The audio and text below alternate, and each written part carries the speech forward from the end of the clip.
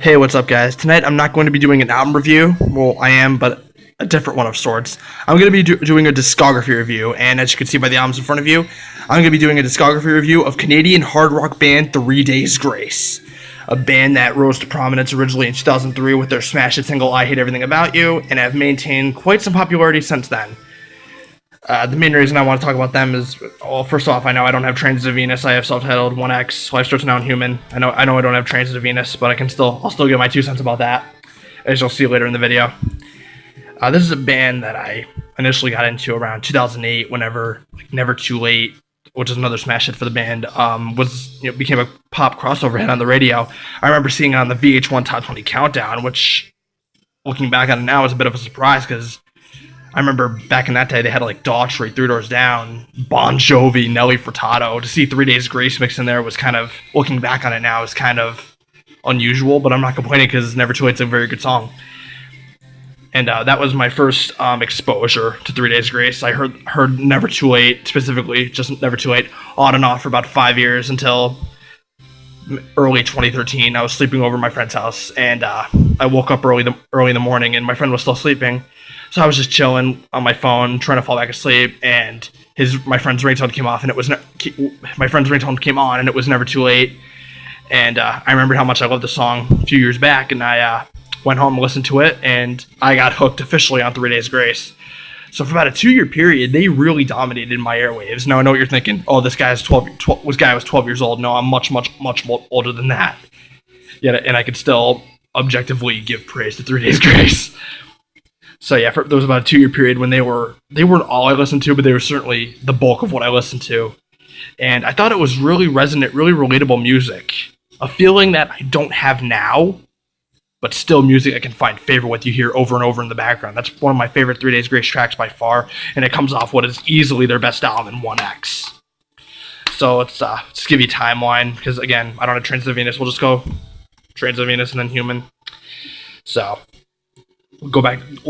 Let's begin our journey in the mid-90s when Groundswell released their album Wave of Popular Feeling with lead vocalist Adam Gauthier, drummer Neil Sanderson, bassist Brad Walst, and then guitarists Phil Crow and Joe Grant. And that band split up. Then 2 years later, Adam, Brad, and Neil reformed as 3 Days Grace. They would play anywhere that would take them. Movie theaters. That's commitment, playing in a movie theater. That'd be pretty cool to go to a movie and then see live music before the movie. That'd be pretty fucking cool. So they get signed to a record deal in 2002 to Jive Records, and I Hate Everything About You becomes a smash hit on the radio. A track that, looking back on that track, it's probably one of their weakest tracks. It's very repetitive lyrically, but it's standard radio rock fare, so I can see the popularity of it in the year 2003. I mean, bands like fucking Sybil Plan were popular back then, so the standard wasn't very high. And there's Now or Never playing in the background. That's easily one of the best tracks on the self-titled album. It's a good song. So 3 Days Grace gets that next big thing label, and they start touring vigorously around the self-titled album, which was released in 2003. And lead vocalist Adam Gauthier develops an addiction to the prescription painkiller Oxycontin. And in 2005, after the band had officially added lead guitarist Barry Stock to the lineup, Adam checks himself into rehab, and he pens lyrics that appear on 1X. Never Too Late, Pain, Animal I'd Become, Over and Over, Gone Forever. And like him or hate him, what I always liked about 3 Days Grace is that Adam putting his own experience into his lyrics, that story of someone hitting rock bottom and taking it upon himself to pull himself up by his bootstraps. It does give their discography a bit of a personal touch, but there will always be skeptics and detractors that say that, oh, it's too whiny, it's too immature. True is that maybe sometimes it is still very resonant, and it might be aimed at younger people, but I think anyone can find some form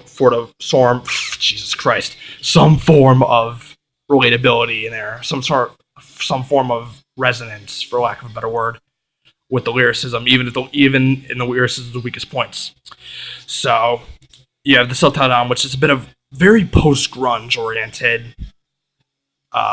Anyone who has heard 3 Days Grace's original album, Wave of Popular Feeling with Groundswell, that has Pearl Jam written all over it, and there's a touch of that on the self-titled 3 Days Grace album. Fast forward to 2006's 1X. That's certainly a hard rock, radio rock opera.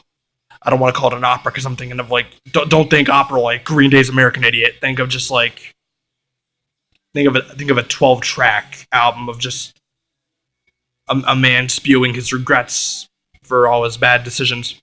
2009's Life Starts Now brings a bit of an alternate rock, alternative metal, alternative rock, alternative metal, alternative in general album.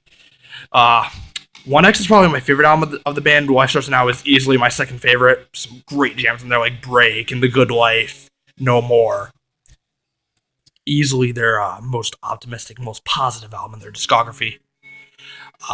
2012's Trains to Venus brought a lot of electronic, even dubstep mixture into their music, like Chalk Outline, which is ironically one of my favorite 3 Days Grace songs, easily one of my top 3 favorite 3 Days Grace songs, and I don't own the album. There's dubstep in the opening of that track. It's a great track, and there's some great jams on that album, like High Road, Misery Loves My Company, Expectations, Happiness. The rest of the album is really bland and really formulaic, and that's really the main reason why I still don't own the album, even in many cases where I've like been an FYE or Gallery of Sound or wherever, and I've been tempted to buy it just for the sake of completing the collection. I just can't come around to buying it. I just don't enjoy the album. But then I have to explain why I have Human, the first record with My Darkest Days lead vocalist Matt Walst, and fun fact, bassist Brad Walst's brother. Which of course leads us to a very prominent point. In 2013, Adam Gauthier departed from 3 Days Grace, citing non-life-threatening health issues, and those reports quickly morphed into just beef between him and the bandmates. Matt calling Adam a coward, and a lot of bad blood that, as of right now, has calmed down and everything's all good and all hunky-dory. But I'm sure, I've heard that the bandmates still talk to Adam, but I doubt that there's any significant interaction between them. If you have Santa Sonia's debut album, Adam's new supergroup with Mike from Stained and a couple other guys, I have the album in the other room. I'm not going to go get it because I don't really need it. If you open that album up and you go through the pamphlet, Adam thanks Brad and Barry Stock and always says his thank you. I don't really need to say anything else. I'm surprised he doesn't. On a side tangent, I'm surprised he doesn't thank Neil Sanderson, the drummer, because I'm not trying to throw shade at Brad or Barry, but I think Neil probably carries the bulk of the instrumentation and musicality after Adam or after Matt. Because while Adam and Matt have done lead vocals and penning the majority of the lyrics, Neil has done drumming, percussion, keyboard, piano, backing vocals. Neil has done a lot, and Brad's done occasional backing vocals and bass. Barry's the lead guitarist, but that's just a gripe that I have because I'm OCD. I'm a perfectionist. But Human kind of marks a return to the hard rock that you saw with the first 2 albums, but for the most part, Human is as radio rock as it gets. It oozes a band stuck in lyrical purgatory, for lack of better words, because it's just a mixture of songs that talk about loss and people that have wronged you, something that you'll see a lot on Santa Sonia's debut album. I don't have the deluxe edition of Human, but there's one song in the deluxe edition of Human called Every Other Weekend, where the lyrics could not be anything more than cheap shots at Adam. Like, now, I don't know for sure if those were cheap shots at Adam. I haven't heard the song in a long time, so I don't really remember most of the lyrics. But you could certainly imply it as such. It certainly has that kind of arrogant feel to it, I guess. And there's Pain in the Background. That's a pretty popular song, good song off 1X, and this song gets slammed on like Sputnik Music all the time because it's not the strongest lyrical performance they've ever done, and things of that nature. I think 3 Days Grace's discography as a whole is a fairly solid catalog of music, especially in comparison to some other radio rock bands like Nickelback and Theory of a Dead Man. I feel like this is a band that's really underrated. When they get praised for Adam's strong vocals. Adam has an amazing voice. That grit, that rasp, that aggression. It's like, I don't want to sound cliche, ladies and gentlemen, but it really does feel sometimes like Adam just over the course of these 3 albums in Transit of Venus, I feel like he just reaches into his soul and pulls out this angst. Don't think teenage angst, because, you know, you might hear their music in Hot Topic, you might see their shirts in Hot Topic, but they certainly don't belong in like the same class as a band like a Black Veil Brides. Don't think that for a second. And again, don't think like, oh, he's 12 years old, because trust me, I'm not. It's a good song. Yeah, I think the discography is very underrated, as I said a moment ago. You know, there are some gripes I might have. I might think that this album is too whiny or too repetitive. Songs like "I Hate Everything About You" are too whiny to me. I don't want to sound like I'm arrogant or on a high horse, ladies and gentlemen, but that's just how I feel. I feel like Human has a couple songs like "So What" that they're catchy, musically speaking, and they sound good.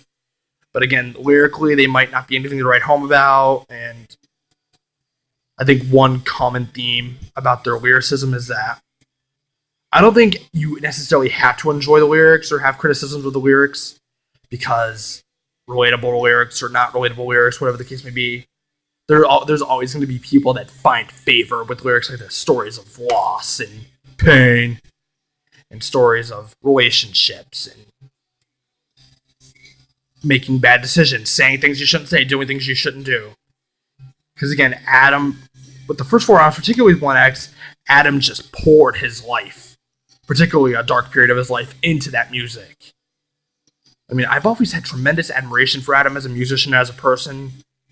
Adam's a great guy. You know, a lot of people call him a dick for leaving 3 Days Grace the way he did. I think he should have handled it a lot differently, because it was a very abrupt departure.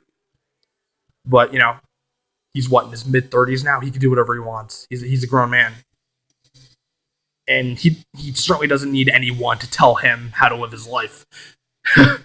Which, ironically, is essentially the theme of Saint Asonia, because as much as I love Saint Asonia's debut album, a lot of songs on Saint Asonia are just about people wronging you. And, yeah, that can be a bit repetitive, but the music is still great, especially because Mike from Stained is on there, and he's a great guitarist. But, yeah.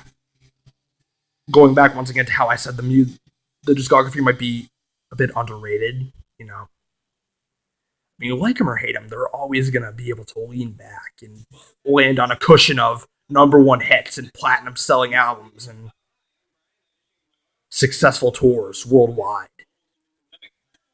The critical reception might never wow anybody. They might not get nominated for any Grammys or anything like that, but the commercial success will always be there. You know, commercial success isn't really the measure of a great band or a great artist. Not necessarily, but it's there nonetheless. So, you know, could people have criticisms about them out of jealousy? Maybe. Could people have criticisms just because they simply don't like the band? Absolutely. But give the band as a whole both versions of the band some slack, because they've worked pretty hard to get where they are. Again, what I said earlier, they used to play in fucking movie theaters. You know, I'm in a melodic metalcore band. I don't think my band would have that much gumption and that much desperation to play just to get noticed. But gotta give them props. Give credit where credit is due. And I think like them or hate them, they'll always be around. The music will always be around. Songs like Never Too Late and I Hate Everything About You and Break, which is virtually tied with Never Too Late, is my favorite song from 3 Days Grace. Those songs will always, you know, be around. They'll be on the radio. They'll get plays on Spotify, which is what I'm using right now. They'll always get the views on YouTube. They'll always get, you know, 3 Days Grace will always make these songs will always pay bills for them. Good songs or not. And they've sent chart topper after chart topper to the airwaves since their public genesis in 2003. And correct me if I'm wrong, I don't think any rock band, any radio rock band in particular, has had that much consistent success other than maybe a Linkin Park.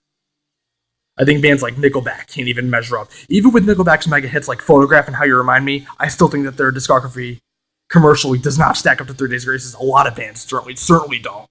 It's debatable about Nickelback. I think it's a foregone conclusion in comparison to other bands. 3 Days Grace has the commercial success and the commercial chops that they will always remain a radio juggernaut, an airwave juggernaut. And again, over the years, I've liked them. I found a lot of favor with them. My feelings about them have certainly changed over the last year or so. I used to think it was the most relatable, resonant music I'd ever heard in my life. I thought every single song was relating to me, and I quickly realized that me, someone who thankfully has never fought with depression or suicidal thoughts, it can't really relate to me that way because I've never been down that road. If you've ever been, don't worry. People will always be there to help you. It's never too late. Yeah, I'm not trying to make a mockery of that by saying that I've never been down that path, but I really never have been down that dark abyss like Adam has. So the music is relatable there, but I can still find some ways to relate to it. I can still find some ways to find favor with it. Certainly, it's just good music. If I want to kick back and just listen to some radio rock, 3 Days Grace is there. I'd have to give this on a scale of 1 to 5. I'd have to give that 3.5 out of 5, 5 out of 5, 4 out of 5. I'd have to give Transit of Venus 2.5 out of 5, and give Human 3 out of 5. I was thinking about doing just a standalone review of Human, but my thoughts on Human specifically are certainly not a reflection of how I feel about the rest of the discography. Because this, along with Transit of Venus, are the two albums that I easily can make the most gripes and criticisms about. This album, maybe, these two albums. These albums will remain in my rotation for a long time because they're great albums. I hope you guys enjoyed this discography review of Canadian hard rock band 3 Days Grace. Check them out. They're a very good band. Like them or hate them, they'll always be here, like I said. Don't forget to like, subscribe, comment, share. Follow me on Twitter and Instagram and Snapchat. I'll have those in the description below. See you guys later.